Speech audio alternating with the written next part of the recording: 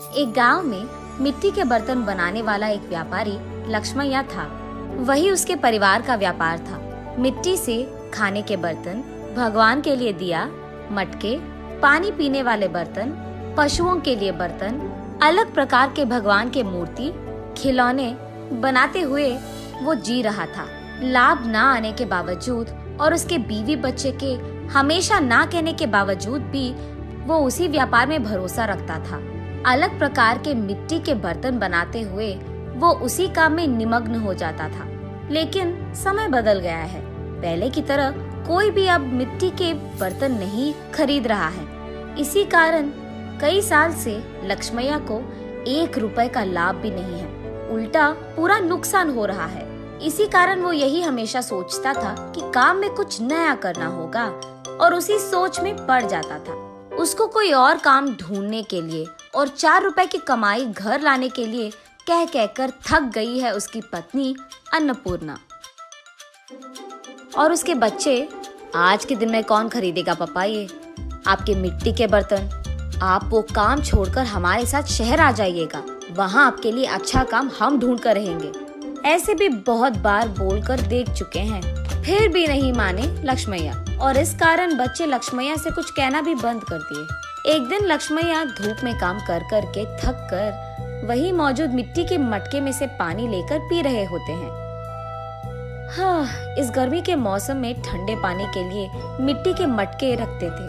अब न जाने क्या हो गया लोगों को, मिट्टी के मटकों को छोड़कर मिट्टी को खराब करने वाले फ्रिज और एसी से काम चला रहे हैं। और मुझे समझ में नहीं आता कि उनको मिट्टी के बर्तन से काम चलाने में क्या ही प्रॉब्लम है। ऐसे सोच में पड़ जाता है और अचानक उसे एक योजना सूझती है।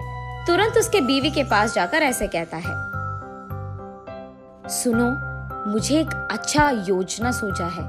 क्या है वो? अगर हम मिट्टी से फ्रिज तैयार करें तो कैसे रहेगा? लगता है मिट्टी में काम कर करके आपका दिमाग भी मिट्टी का बन गया। अरे ऐसे क्यों कह रही है? तो फिर ये कैसी बात हुई? मिट्टी से फ्रिज कौन बनाता है? पागल हो क्या तुम? अरे ये बेवकूफी की बात नहीं है। सोचो एक बार, मिट्टी के मटके में कुछ भी रखो तो ठंडा रहेगा ना। तो फिर अगर मिट्टी से हम फ्रिज बनाएंगे तो उसमें भी चीजें ठंडे ही रहेंगे ना। ए चलो आप यहाँ से, मेरी बात कब मानते हो वैसे भी। चलो जाओ तुम यहाँ से, जो करना है कर लो। ऐसे कहकर अन्नपूर्णा वहाँ से चली जाती है। अगले दिन लक्ष्मैया बहुत कोशिश करके एक छोटा सा मिट्टी का फ्रिज बनाता है। ऐसे ही कुछ फ्रिज तैयार करके उस गांव के बाजार में लेकर जाता है। वहाँ वो एक भीड़ को इकट्ठा करके, ये मिट्टी से बना हुआ गरीबों का फ्रिज है, इसमें पानी डालने से ये खूब चलता है, इसके अंदर रखे सारी चीजों को ठंडा रखता है, ये 2 परतों में रहता है और बीच में एक खाली जगह रहता है। उसी जगह को हमें पानी से भरना होगा। इसी कारण बाहर का तापमान न अंदर आएगा और अंदर का तापमान कम नहीं होगा। ऐसे वो उसके हाथों से बनाया हुआ मिट्टी का फ्रिज कैसे चलता है ये भीड़ को समझाता है।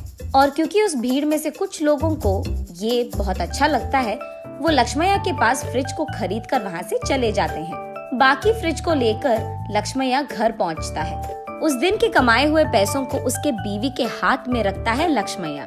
उन पैसों को देख आश्चर्यचकित होकर अन्नपूर्णा ऐसे कहती है, क्या इतने पैसे मिले आपको इस बार? आज गरीबों का फ्रिज कुछ बिक गए।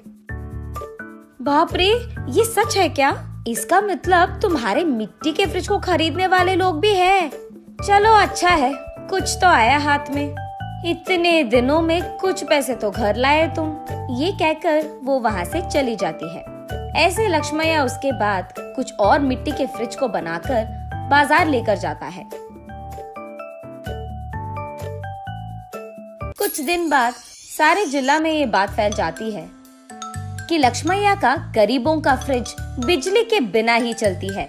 इस कारण लोग सारे लक्ष्मैया के घर सीधा पहुंचकर गरीबों के मिट्टी का फ्रिज खरीदकर वहां से चले जाते थे। इसी कारण एक ही झटके में लक्ष्मैया का व्यापार बहुत बढ़ जाता है, लाभ भी मिलते हैं और काम करने के लिए लक्ष्मैया उसके नीचे कुछ लोगों को नौकरी भी देता है।